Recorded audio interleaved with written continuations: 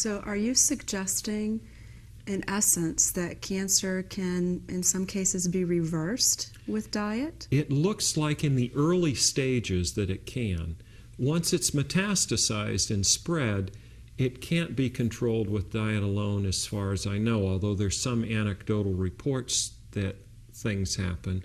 I think that it's important to combine various modalities in the treatment of cancer, not just diet, but going to your oncologist and getting help from them as well in treating the cancer.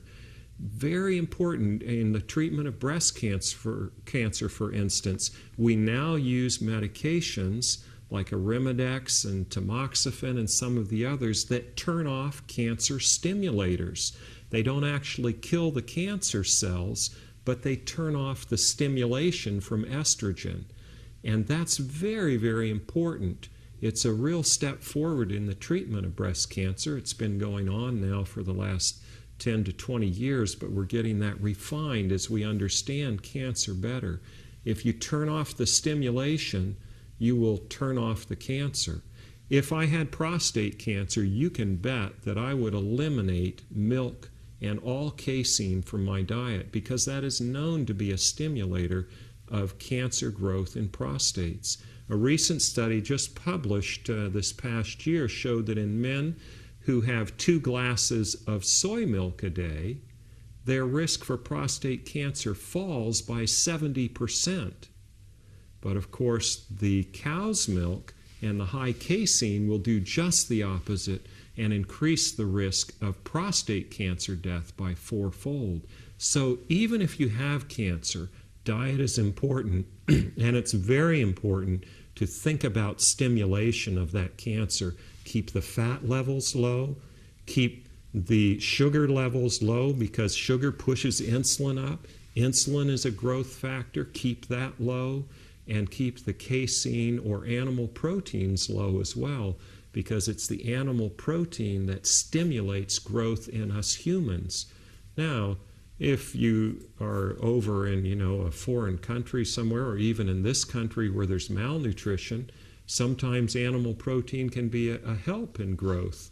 But that's really very low need for that because you get all of the protein that you need from plants. Interestingly, Dr. Campbell found that in the mice and rats, if he gave them soy protein, or a vegetable-based protein, he didn't see the growth of cancer like he did with casein.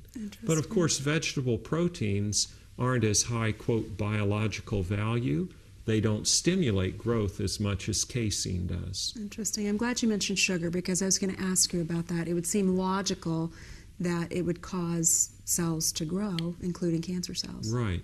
If you want to avoid cancer, you want to eat a simple diet of whole foods because you get the skins, you get the fiber. Fiber works wonderfully to detoxify our bodies. You want to get all the antioxidants. You want to eat a low-fat diet and a low animal protein diet to keep your risk of cancer low.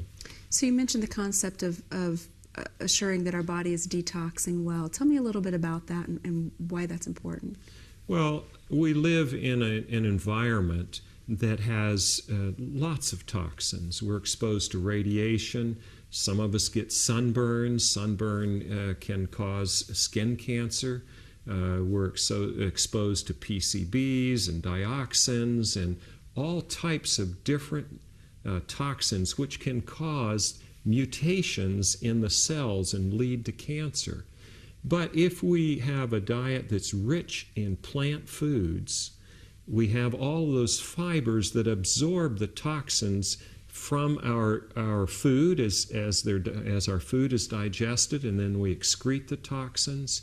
It helps to purify the blood, and we get the antioxidants which work to mitigate the effect of those toxins and the free radicals that develop from the food that we eat. Interesting. You alluded earlier in our conversation about the immune system and its important role. One would assume then that stress could play a part here because stress seems to lower the immune system. Absolutely. There was a study published in 2002 looking at nurses and it asked them the question, how would you rate your stress level? And based on their stress level rating, they could predict their IgA level. IgA is produced by lymphocytes and is one of the first lines of defense against infection. If they had a high stress level, that they reported a high stress level, their IgA level was low. If they reported a low stress level, their IgA level was high. So stress itself depresses the immune system and renders us more susceptible not only to infections, but also to cancer. Interesting. Very interesting. Are there any other factors that are related to this that we've not discussed? Maybe the role of physical activity?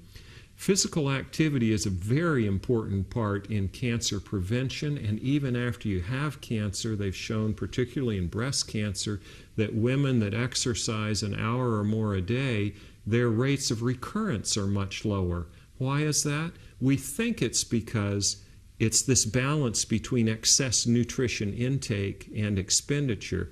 If you have two people and this one eats the same calories as this one sits on the couch, this one goes out and exercises, this one's going to have more growth stimulators because they haven't burned up those excess calories.